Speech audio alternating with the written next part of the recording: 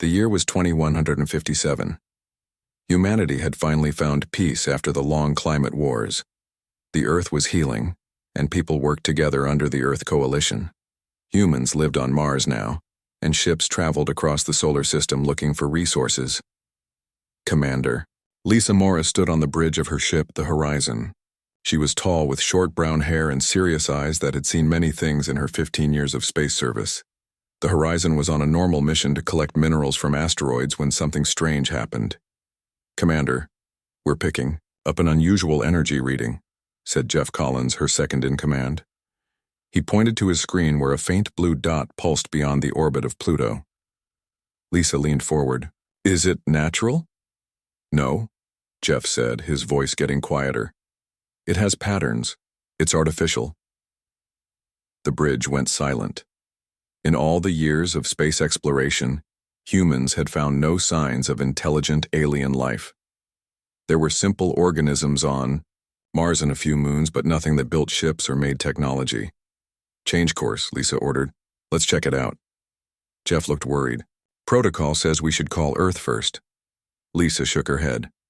By the time we get approval, the signal might be gone. We'll be careful. The Horizon changed direction and moved toward the mysterious signal. As they got closer, they saw it.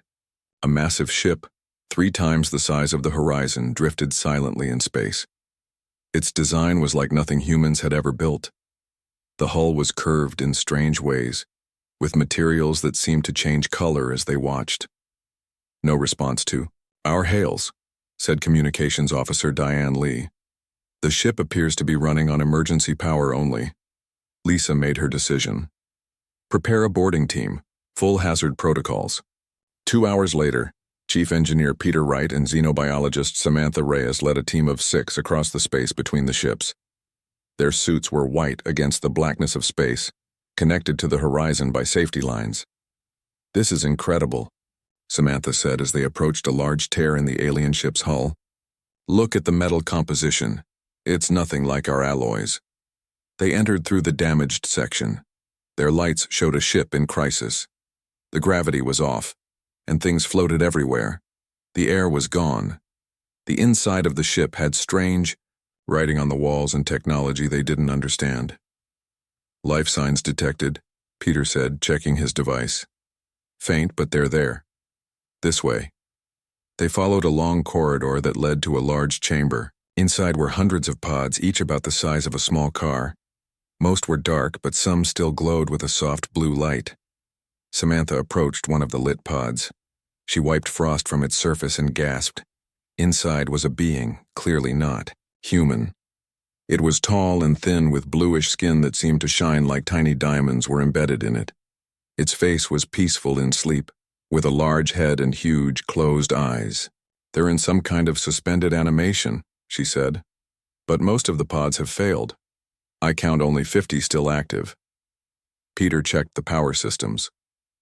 The remaining pods are running out of energy. I'd say they have less than a week before they fail too. Lisa's voice came through their helmets. Can you tell what happened to them? Based on the damage, Peter replied. I'd say they were hit by something. Maybe a meteor shower or weapon fire. Hard to tell. But they've been drifting for a long time.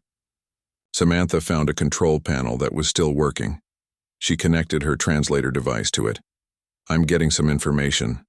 They call themselves. The closest translation would be Valerians.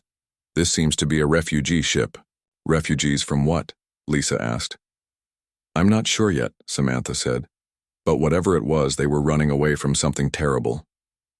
Back on the Horizon, Lisa faced a difficult choice. The alien ship was dying. Its power systems were failing. The aliens would die if left there. We can't just leave them, said Samantha during the emergency meeting. They're the last of their kind, based on what I could translate. We don't know anything about them, Jeff argued. They could be dangerous, they could carry diseases. Earth Coalition rules say we should report this and wait for instructions. Lisa looked at the images of the sleeping aliens. By the time instructions come, they'll be dead. How would we be any different from whoever abandoned them out here? She made her decision. We're taking them with us. We'll transfer the working pods to our cargo hold. Dr. Miller, set up a containment field. We'll take every safety precaution, but we're not leaving them to die. The next days were filled with careful work. The team moved the 50 working pods to the horizon. Each one was sealed in a separate containment field. The alien ship was too damaged to save, but they took its computer core and any technology they could safely remove. As they pulled away from the alien vessel, Lisa stood at the viewing window. The massive ship grew smaller in the distance, a grave for hundreds of beings who hadn't survived the journey. "I hope we're doing the right thing," Jeff said, standing beside her. "So do I," Lisa replied. "But I know leaving them would have been the wrong thing." The journey back to Earth took 3 weeks. Lisa spent hours every day in the cargo hold, looking at the sleeping aliens. Who were they? What had happened to them? Would Earth welcome them or fear them? She remembered her grandfather's stories about the climate wars, how people had turned on each other when resources grew scarce. Humanity had nearly destroyed itself before learning to work together. Now they faced a new test. "We've contacted Earth Coalition Command," Diane reported one morning. "They're not happy we didn't wait for orders." "I expected that," Lisa said. "What did they say about the aliens?" "They're preparing a special facility. The pod systems will be studied before they try to wake any of them. President Johnson wants to speak with you directly when we reach orbit." Lisa nodded. The aliens would face a new world when they woke up. A world that had never met beings from another planet. Would humans show them kindness or fear? Would they find a home on Earth or face more rejection? As the blue planet grew larger in their view screen, Lisa hoped humanity would remember its own history of struggle and survival. These beings had been abandoned by their own kind, left to drift and die in the emptiness of space. "We can do better," she whispered to herself. "We have to do better." The horizon approached Earth with its precious cargo, carrying not just the last survivors of an alien race, but also a test of humanity's compassion. The real journey was just beginning. The Horizon landed at the New Mexico Space Complex 6 days later. A large white building had been quickly built near the landing pad. Scientists in special suits waited as the alien pods were carefully moved from the ship to the new facility. Dr. Alan Fisher led the medical team assigned to care for the aliens. He was a kind man with gray hair and glasses who had treated astronauts for 20 years. Now he faced his biggest challenge. "The pods are stable," he told Lisa as they watched the aliens being moved. "But we need to understand how they work before we try to wake them." Lisa nodded. "How long will that take?" "Weeks, maybe months. We're being careful." Lisa was called to many meetings after that. Earth Coalition leaders had questions. Some were angry she had brought aliens to Earth without permission. Others were excited about meeting beings from another world. "You took a big risk, Commander." "Morris," said President Maya Johnson during a private meeting. The president was a strong woman with dark skin and a calm voice. "But I think I would have done the same." While the politicians talked, a team of language experts led by Nicole Martinez worked to understand the aliens. Nicole was young with long black hair and quick eyes. She studied the alien ship's computer day and night. "Their language is complex," she told Dr. Fisher after 2 weeks. "But I'm starting to understand some basic ideas. They call themselves the Valerians. Their home was a planet called Velar." "Any idea what happened to them?" Dr. Fisher asked. Nicole looked sad. "From what I can tell, there was some kind of sickness, a plague. It spread fast. Many people died." Dr. Fisher shared this information with his team. They took extra safety measures with the aliens. No one wanted to release a dangerous disease on Earth. After a month of study, Dr. Fisher felt ready to wake the first alien. The medical team chose the pod that seemed to contain the Valerian leader, based on the special markings on his pod. The room was quiet as they started the waking process. The blue light in the pod grew brighter. The clear cover slowly lifted. Inside, the alien's chest began to move as it breathed on its own for the first time in years. The alien opened its eyes. They were large and purple with no white parts like human eyes. It looked around the room at the humans in their special suits, and then it screamed. The sound was high and painful to hear. The alien tried to get up but was too weak. It made quick movements with its long fingers. "It's afraid," Nicole said, watching through a window. "It thinks we're going to hurt it." Dr. Fisher stepped forward slowly. He removed his helmet even though his team protested. "No," he said. "I want it to see my face, to see I'm a person too." He looked at the alien and smiled. He pointed to himself. "Alan," he said clearly, "my name is Alan." The alien stopped screaming. It watched Dr. Fisher with careful eyes. "Alan," Dr. Fisher said again, touching his chest. The alien was quiet for a long time. Then it touched its own chest with a 6-fingered hand. "Xerax," it said in a voice that sounded like water flowing over rocks. Over the next few days, more Valerians were awakened. They stayed close to Xerax, who seemed to be their leader. Nicole worked with them every day, teaching them English words and learning their language. After 2 weeks, Xerax could speak simple English. Dr. Fisher and Nicole met with him in a comfortable room with soft chairs and plants. "Why help us?" Xerax asked. His voice was musical but sad. "Because you needed help," Dr. Fisher said simply. Xerax shook his head. "Others not help. Others leave us." Nicole leaned forward. "What others, Xerax? Who left you?"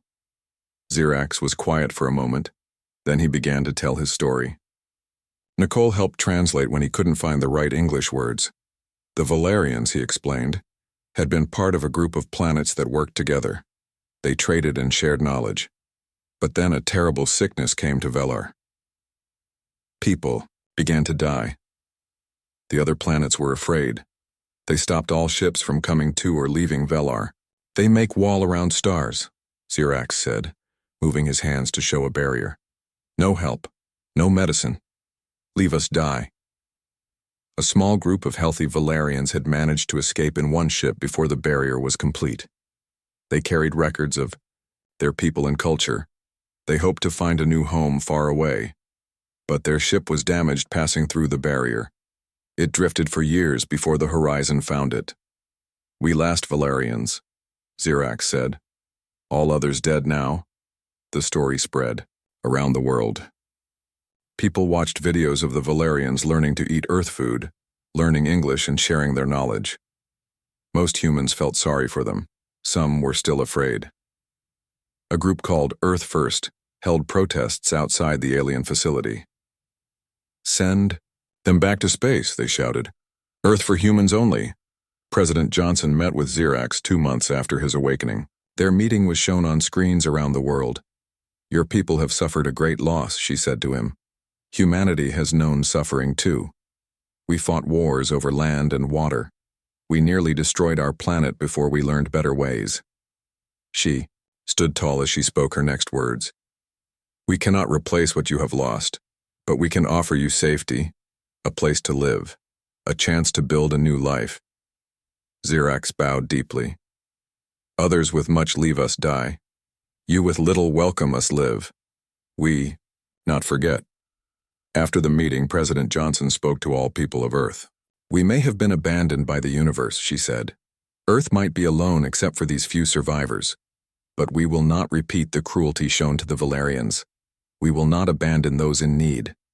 These refugees will find sanctuary here, and together we will face whatever comes." Not everyone agreed with the president. Some people were still afraid or angry. But as the Valerians began to share their knowledge of science and energy, many minds changed. Dr. Fisher watched as Xerax looked up at Earth's blue sky one day. "Your world beautiful," Xerax said. "Different from Velar, but beautiful." "Is it hard?" Dr. Fisher asked, "being the last of your kind?" Xerax was quiet for a moment. "Yes," he said finally, "but not last anymore. Now part of human story too. New beginning." As the Valerians and humans worked together, both groups began to heal from old wounds. A new chapter had begun for both species. The kindness shown by humanity had given the Valerians a second chance at life. No one knew what challenges would come next, but they would face them together. 2 years passed since the Valerians came to Earth. They learned human ways quickly. Humans learned from them too. The aliens were given land in Oregon. where tall trees and mountains reminded them a little of their lost home. They built houses that mixed their style with human buildings. From above, the Valerian village looked like a blue and silver flower. Xerax became the bridge between humans and Valerians.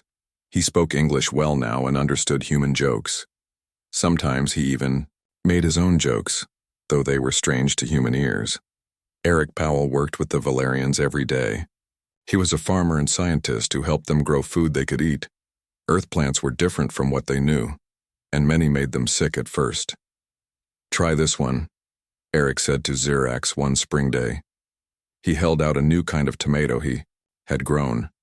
It was purple instead of red. "We changed it to have nutrients your people need." Xerax bit into the tomato carefully. His face brightened. "Good, like harza fruit from home." Eric smiled. He had worked for months to create foods the Valerians could enjoy. "We'll plant these all over your village," he said. While some humans helped the Valerians adjust to Earth, the aliens shared their knowledge too. They knew how to make energy from light better than any human system. They understood materials humans had never imagined. In a lab in Chicago, Valerian scientist Valar worked with human doctor Olivia Garcia. Valar had been a healer on her world. She remembered the plague that killed her people. Dr. Garcia was trying to understand it. "If we can learn how this disease worked," Dr. Garcia said, "we might prevent something similar on Earth." Valar touched the screen that showed the tiny things that caused the plague. "Bad memory," she said softly. "Many die. No cure found. But we have tools your people didn't have," Dr. Garcia said. "And maybe together we can find answers." Day after day they worked. Valar shared everything she knew about the sickness. Dr. Garcia used human science to study it. After many failures, they began to see how the disease worked, and then how to stop it. "It's too late for your world," Dr. Garcia told Valar when they finally found the answer. "But this knowledge might save both our peoples someday." Valar's large eyes filled with tears which looked like tiny diamonds. "Not too late," she said.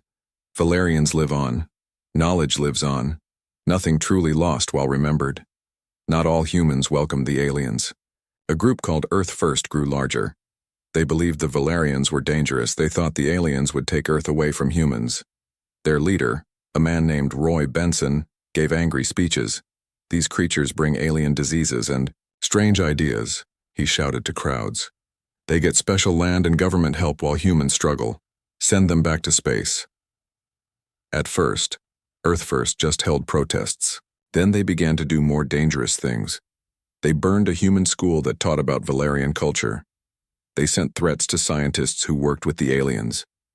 Police tried to stop them, but the group had people in many cities. One fall day, a group of Earth First members attacked the Valerian village. They came at night with guns and fire. The aliens had no weapons. They ran from their homes as the humans set fires. 5 Valerian children were trapped in a learning center. The building was burning. The children could not get out. Kevin Mitchell was a young human teacher who worked at the center. He had stayed late that night. When the attack began, he could have run to safety. Instead, he went back into the burning building. One by one, he carried the Valerian children out through the smoke and flames. His hands were burned. He breathed in dangerous smoke. But he went back again and again until all 5 children were safe. As he carried out the last child, the roof fell in. Heavy burning wood hit Kevin. People ran to help, but it was too late. Kevin Mitchell died saving the Valerian children. The attack and Kevin's brave act changed things. People across Earth saw videos of the human teacher giving his life for alien children. They saw the Valerians crying for their human friend. It became harder to hate the aliens after that. The Earth First members who attacked the village were arrested. Some humans sent gifts and helped to rebuild the Valerian homes. President Johnson made a strong speech against hate. "This is not who we are," she said. "Humanity has grown beyond such fear and anger. We will not let a few hateful people destroy what we are building together." 1 week after the attack, the Valerians held a special ceremony for Kevin Mitchell. They placed a glowing blue stone in the center of their village. Xerax spoke in his own language, then in English. In Valerian way, When someone gives life so others live, they become Kavaran, he said. Forever remembered, forever honored. Kevin Mitchell is first human Kavaran. Kevin's parents were at the ceremony. His mother cried as she touched the blue stone. My son loved teaching your children, she said to Xerax. He said they saw the world in ways humans had forgotten. He would be happy to know he saved them. After the ceremony, Xerax and Valar met with Dr. Garcia and other human scientists. They had an important idea. The medicine we made for plague, Valar said, must share with stars. Dr. Garcia nodded. We think it's time to try contacting the Galactic Coalition that abandoned you. The cure we developed might help them too. Dangerous, Xerax said. They left us to die. They may do same to Earth. Maybe, Dr. Garcia said. But isn't that fear talking? Isn't fear what made them abandon your people? We can show them another way. Xerax was quiet for a long time. Then he looked at the glowing stone honoring Kevin Mitchell. One brave human teach us courage, he said. We listen, we try. The humans and Valerians began making plans to build a ship. It would be faster and stronger than any ship humans had made before. It would carry a message to the stars, a message of forgiveness and healing. As they worked, more Valerians became part of human communities. They worked in labs and schools. They shared meals with human friends. They learned to sing human songs and taught humans their own music. Two peoples who had both known pain were healing together. They were not the same, but they had found strength in their differences. The kindness that began with Commander Lisa, Morris finding a lost ship, had grown into something that might someday change the stars. 3 years had passed since the Valerians came to Earth. Humans and aliens worked together to build a special ship. They called it the New Horizon to remember the ship that first found the Valerians. It was beautiful, with a silver and blue hull that seemed to change color in different light. Lisa Morris, now an admiral, would lead the mission to space. She stood in the ship hangar looking up at the New Horizon. It was 3 times bigger than her old ship and much faster. Will it be ready on time? She asked Peter Wright, who was now in charge of building the ship. Yes, Peter said. The Valerian technology made everything better. We can now travel 10 times faster than before. They walked inside the ship. Human and Valerian workers moved around, checking systems and adding final touches. In the middle of the ship was a special room where they kept the cure for the plague. Duo, you think they'll listen to us? Lisa asked. Peter shrugged. I don't know, but we have to try. Before they could say more, alarms began to sound throughout the building. Red lights flashed. A voice came over the speakers. All staff to emergency stations. This is not a drill. Repeat, this is not a drill. Lisa and Peter ran to the control room. There they found Dr. Garcia, Xerax, and several others looking at a large screen. What's happening? Lisa asked. Dr. Garcia pointed to the screen. Our deep space monitors detected something entering our solar system. It's big and moving fast. On the screen, Lisa could see a dot of light moving toward Earth. It was still far away, beyond the orbit of Jupiter, but it was clearly coming there. Wait, is it them? She asked. The Coalition? Xerax nodded, his face serious. Yes, that design is Corvesh scout ship. They enforce Coalition rules. Why are they here? Peter asked. Did they detect our communications? Maybe, said Xerax. Or routine check of quarantine zone. Either way, dangerous for Earth. They called an emergency meeting with President Johnson and other leaders. Everyone looked worried as they discussed what to do. Could we fight them? Asked a military general. Xerax shook his head. They're weapons beyond your technology. One ship could destroy many cities. We could try to hide, suggested another leader.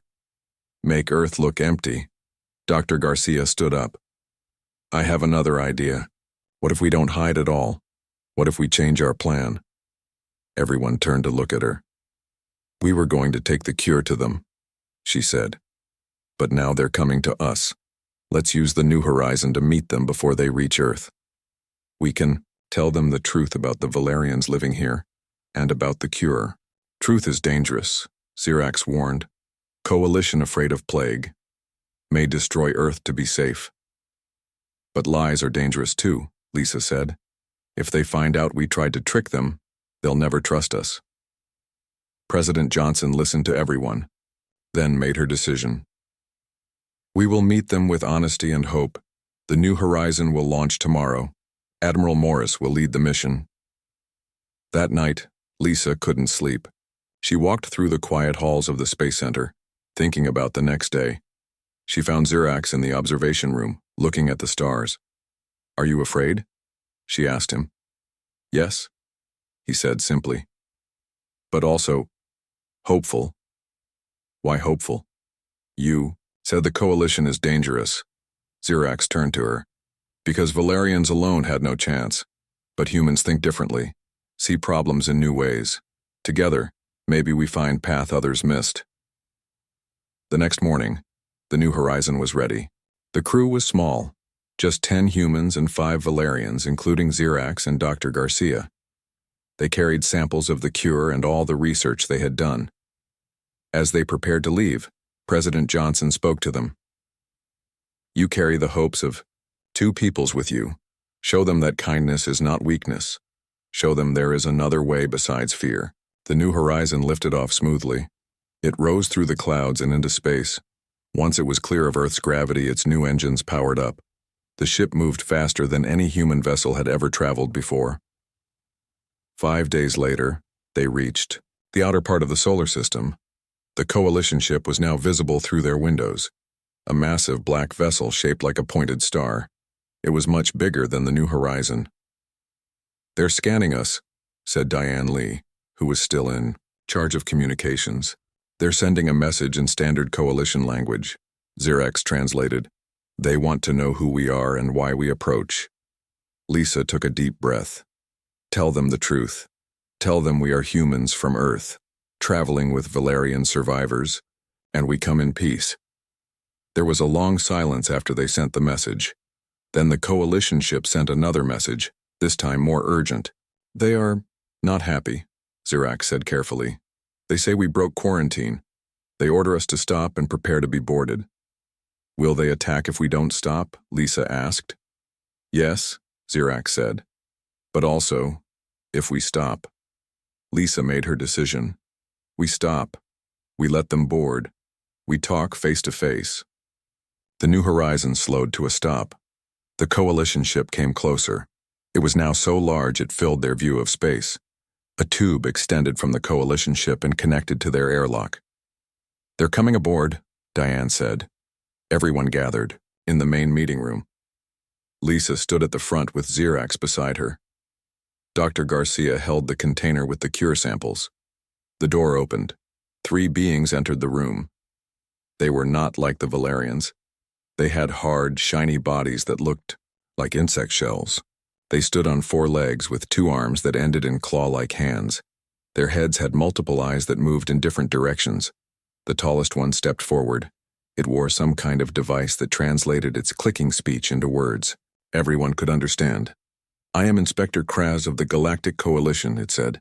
You have violated Quarantine Zone 7B. You harbor plague carriers. Explanation required immediately. Lisa stepped forward. I am Admiral Lisa Morris of Earth. We discovered the Valerian refugees 3 years ago and brought them to our planet.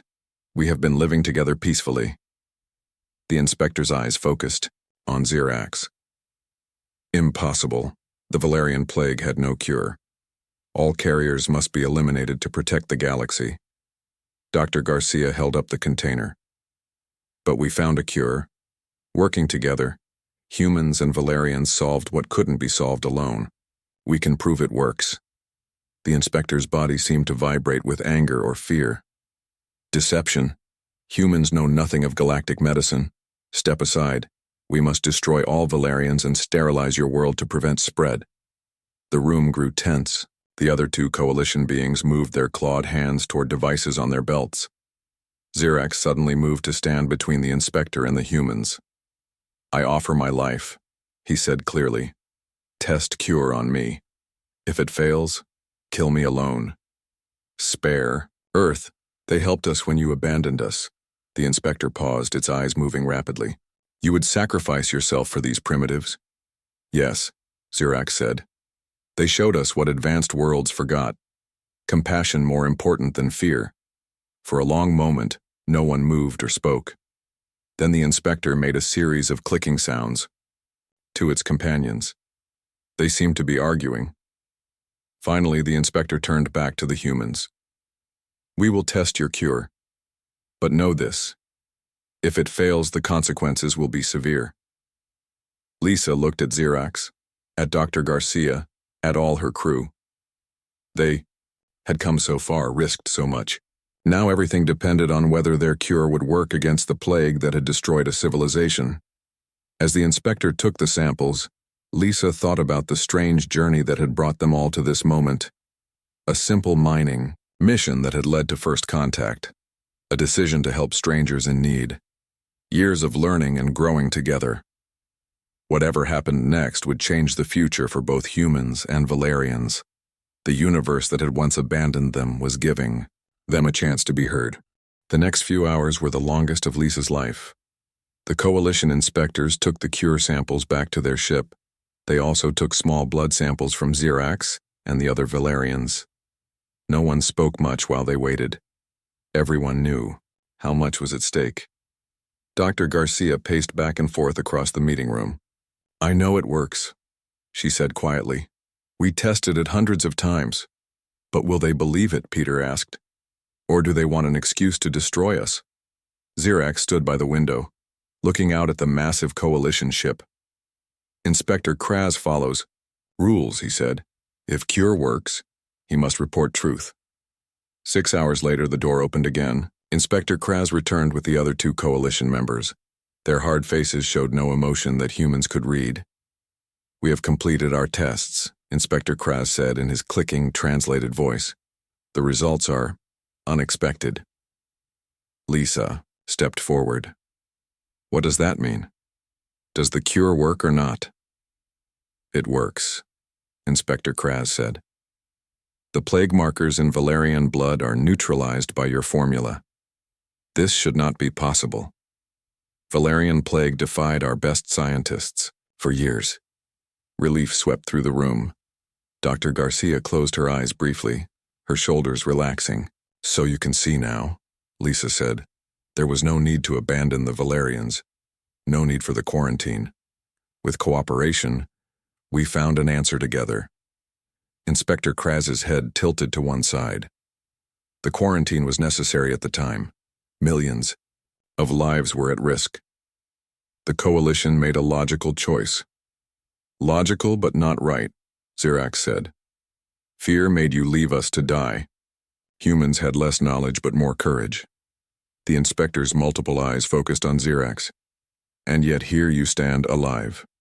Perhaps there were alternatives we did not consider. Lisa saw an opening. Take the cure back to the Coalition. Show them what can happen when different species work together instead of apart. The Valerians deserved better, but it's not too late to make a new start. Inspector Kraz was quiet for a long moment.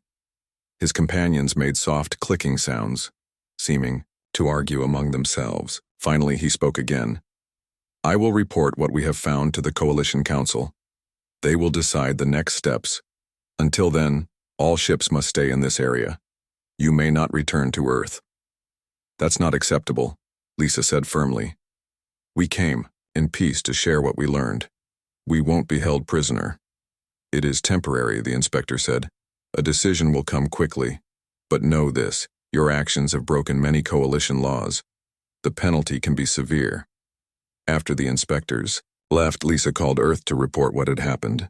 President Johnson listened carefully. Hold your position for now, she told Lisa. But be ready to return quickly if needed. We're preparing defenses on Earth, just in case. Days passed slowly on the new horizon. The crew took turns sleeping and watching the Coalition ship. Dr. Garcia spent hours explaining the cure to the Coalition scientist who asked many questions. On the 4th day, Inspector Kraz returned. This time he came alone. The Coalition Council has reached a decision, he said. It was not easy. What you have done challenges many of our oldest laws and beliefs. The room was silent as everyone waited to hear their fate. The quarantine of, "This system will continue for now," Inspector Kraz said. "But it will be modified. The Coalition will establish a monitoring station at the edge of your solar system. Limited contact will be permitted."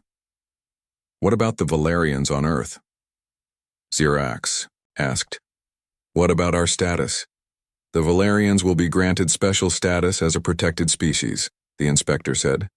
"The humans will be listed as their guardians. Both your peoples will be observed but not interfered with unless the plague returns." "And the cure?" Dr. Garcia asked. "Will you share it with other worlds?" "Yes. The Coalition has already begun producing the cure for use across affected regions. Your work will save many lives beyond your own world." It wasn't perfect, but it was a start. Lisa felt some of the tension leave her body. Earth was safe. The Valerians were officially protected, and a door had been opened to the wider universe. "There is one more thing," Inspector Kraz said. "I have been authorized to remain here as the first official Coalition representative to your system. I will learn more about humans and Valerians. Perhaps there are lessons the Coalition can learn." 2 weeks later, Lisa stood with Xerax at the observation window of the New Horizon. They were finally heading back to Earth. The Coalition ship had left, but a smaller vessel remained at the edge of the solar system. Inspector Kraz stood with them, seeing Earth for the first time as they approached. "It's very blue," he noted. "Like Velar once was." Xerax nodded. "Different, but beautiful, in its own way. A good second home." As Earth grew larger in their view, Lisa thought about how much had changed in just 3 years. Humanity had discovered they were not alone. They had faced the challenge of helping refugees from another world. They had overcome fear and hate within their own society. And now they had taken their first steps into a larger community of worlds. "What will happen next?" she asked. "Will the Coalition ever fully accept us?" "Change comes slowly to old institutions," Inspector Kraz said. "But it does come. What you and the Valerians have built together. It challenges how we have done things for centuries. They abandoned us because they were afraid," Xerax said. "Humans took us in because they were kind. Both choices shaped what happened next." The New Horizon entered Earth orbit. Below them, the blue planet turned slowly. News of their return had already reached the people below. There would be celebrations and speeches. The Valerian village would welcome their people home with songs and glowing stones. "I believe," Inspector Kraz said slowly, "that the universe works in cycles. The Valerians were abandoned and found a new home. Perhaps the Coalition abandoned something too. Compassion, courage, hope. Perhaps we can find these again through your example." As they prepared to land, Lisa watched her home planet grow closer. She remembered finding a damaged ship drifting in space. She remembered choosing to help strangers no one else had helped. Sometimes the simplest choices led to the biggest changes. "We were all abandoned by the universe in some way," she said. "Earth isolated, Valerians forgotten, the Coalition lost in its own fear. But we all get second chances." The ship began its final approach to Earth. Below them, humans and Valerians waited together to welcome them home. The future was uncertain, but for the first time they would face it as part of something larger than themselves. Inspector Kraz watched the approaching ground with all his eyes. "Perhaps," he said, "it is not you who needed a second chance, but the universe itself." The New Horizon touched down gently on Earth, bringing its message of hope back home. A new chapter was beginning for humanity, for the Valerians, and perhaps for all the worlds among the stars.